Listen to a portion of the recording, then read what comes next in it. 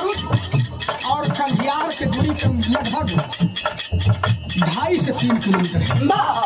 अमारुत से जब चले हैं सातों साथी सवार होकर के इनोवा कार में, तो हुआ क्या मास्टर?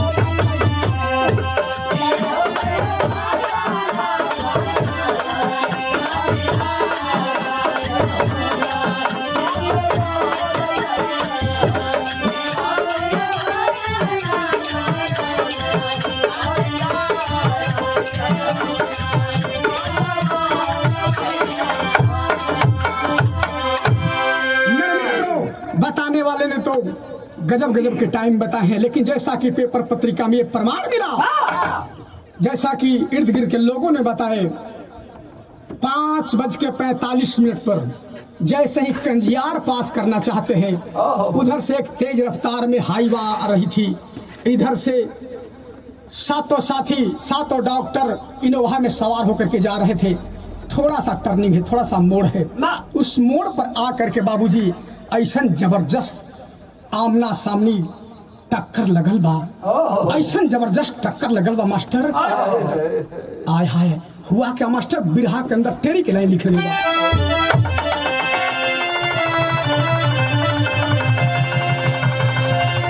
नजारा देख कलेजा हिल गया, नजारा देख कलेजा, नजारा देख कलेजा हिल गया, दूजा भगवान हुए, भगवान के पल में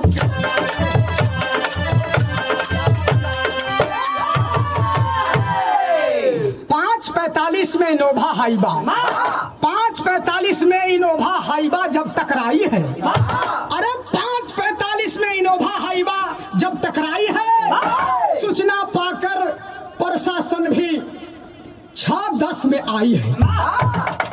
पंकज, धीरज, कौशल, मुस्कान और संदीप कुमार, पंकज, धीरज, कौशल, मुस्कान और संदीप कुमार, शशि रंजन भी डेथ कर गए, रोड पर बहता खून के धार। हाय हाय, संदीप प्रभाकर जिंदा है, संदीप प्रभाकर जिंदा है, प्रशासन एम्बुलेंस बुलाए हैं, जो भी हॉस्पिटल में भर्ती के दौरान प्राण गंवाए हैं, लेकिन कंझियार अमारुत पट्टी डोभी की इतना बड़ियार घटना घटल, इतना आवाज हुई मेरे मित्रों कि 1 किलोमीटर तक आवाज गई। आवाज को सुन करके और लोग दौड़े हैं, और जब दृश्य को देखे मेरे मित्रों तो हृदय कांप गया। और जब हृदय कांपल बा, इर्द गिर्द के लोग बयां करते हैं, बुजुर्गों कहते हैं कि आज तक हम लोगों का इतना लंबा उम्र हो गया, इतना बड़ा इतना भीषण दुर्घटना कभी हम लोगों ने नहीं देखे थे। कंझियार अमारुत पट्टी डोभी के सब लोग बताते हैं, कंझियार अमारुत पट्टी डोभी के सब लोग बताते हैं, ऐसी घटना अभी तक नहीं हुआ, बुजुर्गों नीर बहाते हैं। ए मेरे मित्रों, परिणाम निकला कैसा? तरस के लाइन है बेटा, कैसे? वह तरस के लाइन बा कि अरे पिया परदेश गईले तार लागल छोटिया,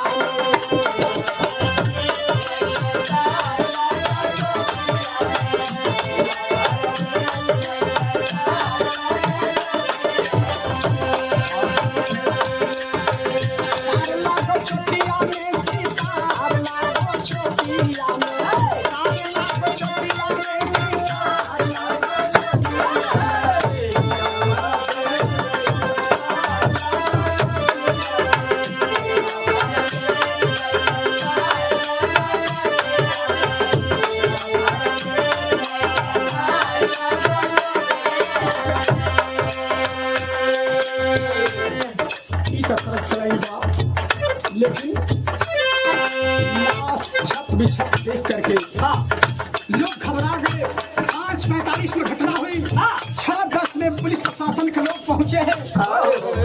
देखते हैं हाय हाय संदीप प्रभाकर के सांसिया चलत है। एम्बुलेंस बुलवा करके जल्दी से जो भी पीएचसी में ले जाते हैं, लेकिन भर्ती के दौरान बाबूजी संदीप प्रभाकर इस दुनिया को छोड़ के चले।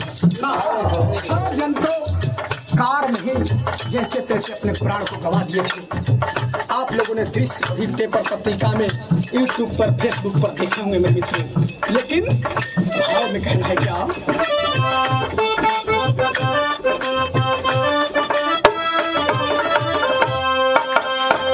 बढ़ी गई खूनावा के धार वही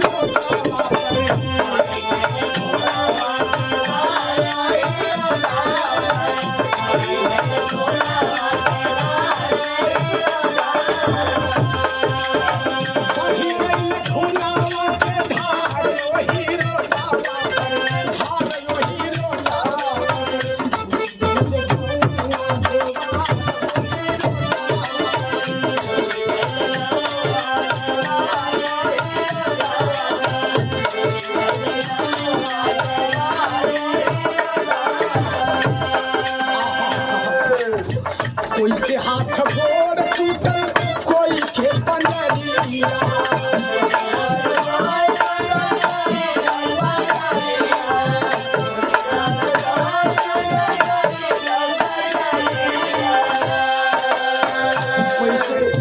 कोई के पेट से बाहर निकल आया करिया।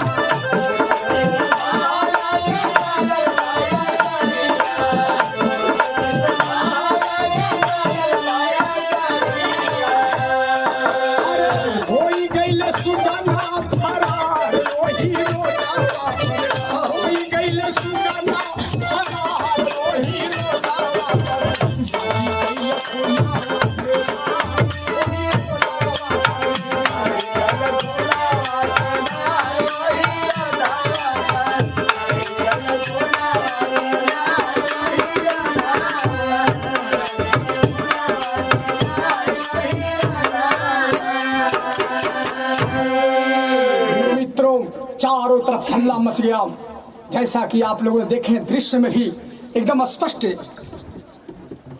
नजर आ रहा है। लेकिन यह बात आग तरफ फैलल बा। जब आग तरफ फैलल हो तो तनी सब पहपट के भाव लगल मास्टर कैसे,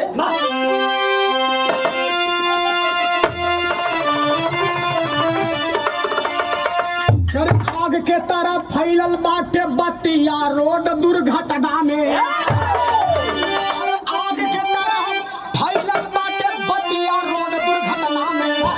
और 7 डॉक्टर के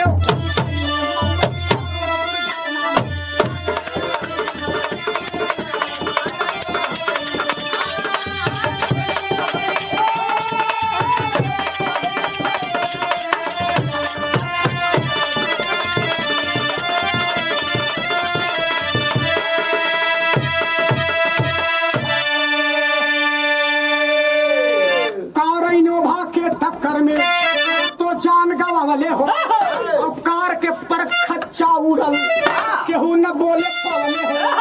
अरे देखे वालन के देख के बिहार छतिया रोड दुर्घटना, और 7 डॉक्टर के हो गईले मौती रोड दुर्घटना में। मेरे मित्रों, मेरे साथियों, देखे वालन लोग जब गईलन है, देख करके मुंह का कलेजा गया मेरे मित्रों। जैसा दृश्य था, 6 लोग उसी कार के अंदर में फंसे हैं, कार का परखच्चा उड़ गया है। इतना ही नहीं,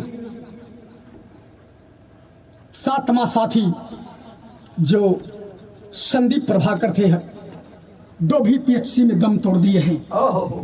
परिणाम स्वरूप निकला मेरे मित्रों, 7:45 में पोस्टमार्टम के लिए डोभी भेजा गया। और जब डोभी भेजा गया तो हुआ क्या, तनिषा आल्हा में लिख लगे मास्टर,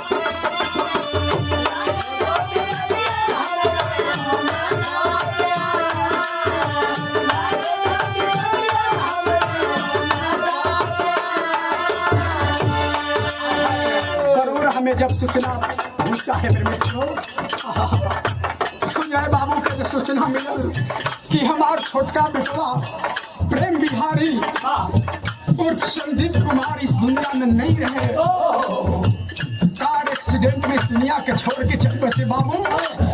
3:30 बजे हमारे बेटवा बात कैले रहल कि बाबूजी गया से जूता और कपड़ा लेकर के आएंगे और आपको हम पहनाएंगे बाबू। आय हाय, उस समय का भाव है मास्टर, काहे सुजाए हरे संग हो रहा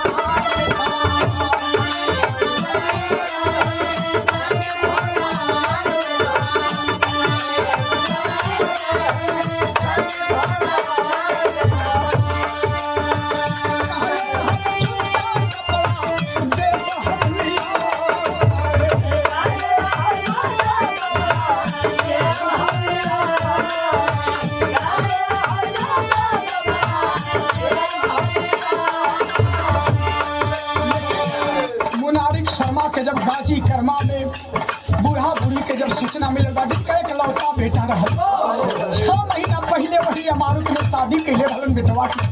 हाय हाय मुनारी का सदमा कहे धीरज के बारे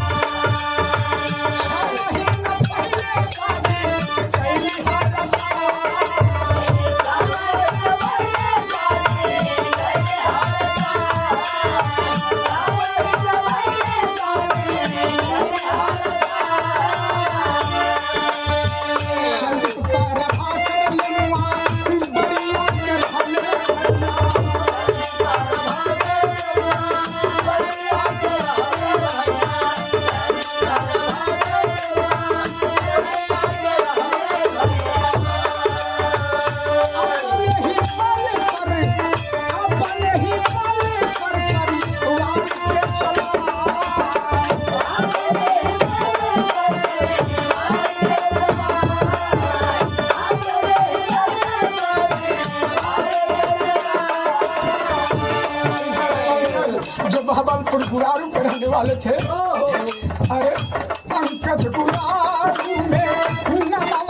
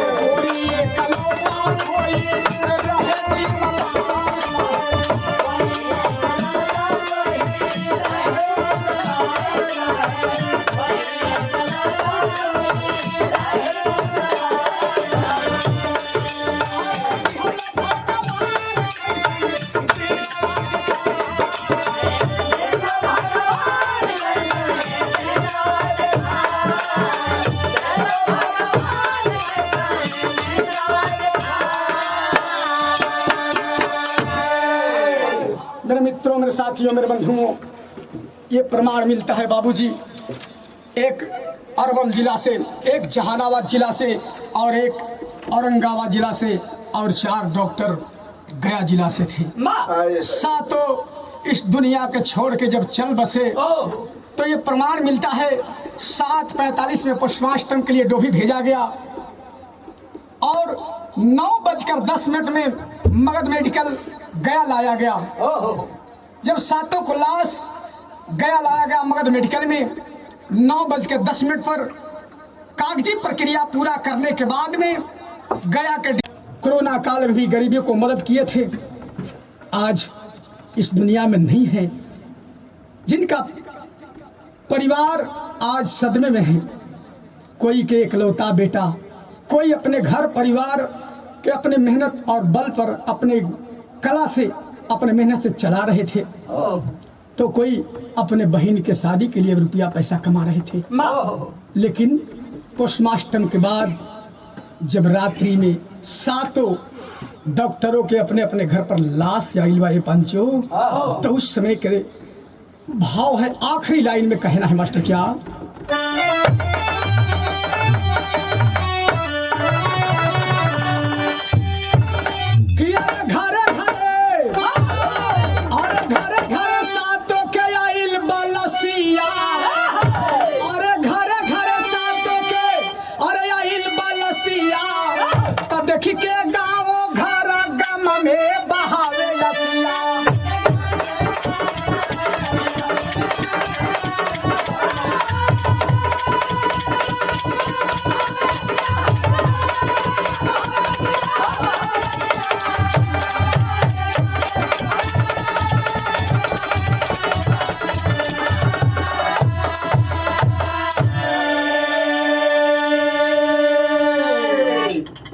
मैं एक बात बताना चाहूंगा।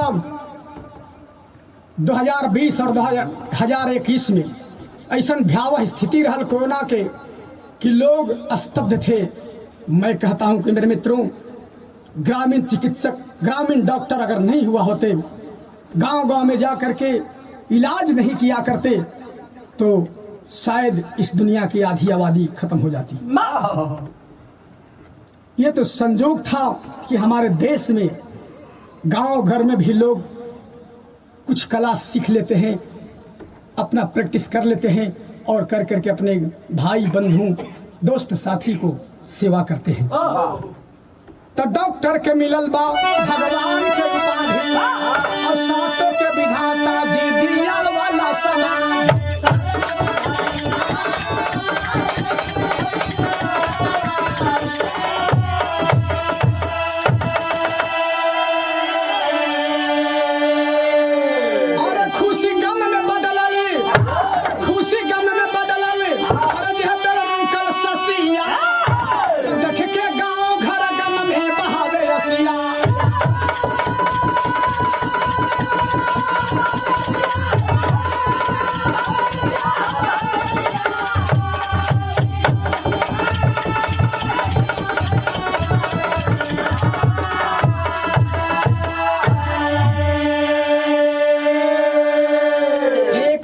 कवि ने विधाता को कोसते हुए एक सवाल करते हैं क्या, और विधाता तोहार बाटे गजबे लिख दिया, कोई के माई बाबू रोबे, कोई के दुल्हन।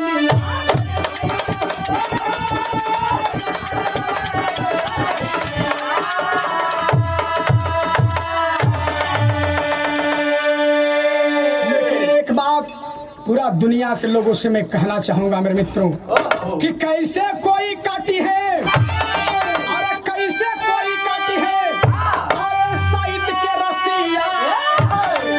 एक बात आप लोगों को मैं बता दूं कि अमारुत में जिस समय गाड़ी रुकी थी, धीरज शर्मा ससुराल जाना चाह रहे थे, लेकिन लघु शंका करने के बाद उनका फिर मन बदली हो गया कि मैं गया जाऊंगा, हॉस्पिटल संबंधित कुछ सामग्री खरीदूंगा, क्योंकि मथुरापुर में मुझे उद्घाटन करना है न्यू क्लिनिक का। गाड़ी में बैठे हैं, 4 से 5 मिनट भी नहीं हुआ मेरे मित्रों, और कंजियार मोड़ पर भीषण दुर्घटना हो गई, काल के गाल में समा गए। अगर धीरज शर्मा अपने ससुराल में चले जाते तो उनका मौत नहीं होता। लेकिन एक बात कहा जाता है मेरे मित्रों कि हीले रोजी बहाने मौत, इनका मौत था, सातों डॉक्टरों का मौत था। मैं एक बात और कहना चाहूंगा, लोग YouTube पर वीडियो भी वायरल किए हैं, लेकिन वो वीडियो और वो सातों डॉक्टर के मौत से ताल्लुक नहीं रखता है। वो बहुत दिन पहले का वो वीडियो है। उस दिन इन लोग अपने कार्यक्रम को निपटा करके आ रहे थे। तमाम के जुबान तमाम किसी की बात लोग कहते हैं, लेकिन बिरहा के जो असलियत है, मैं गाने का काम किया, त्रुटियों को क्षमा करेंगे। इसलिए कहना है क्या, कैसे कोई कहती है साहित्य के रसिया, देखी के गाँव घर गम में बहार रसिया।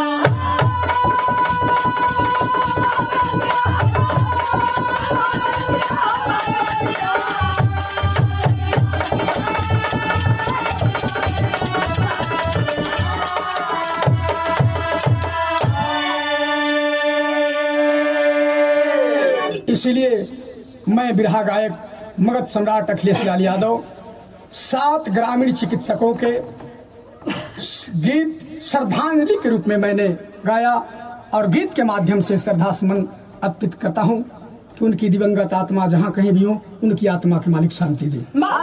गुरु खानदान के परिचय।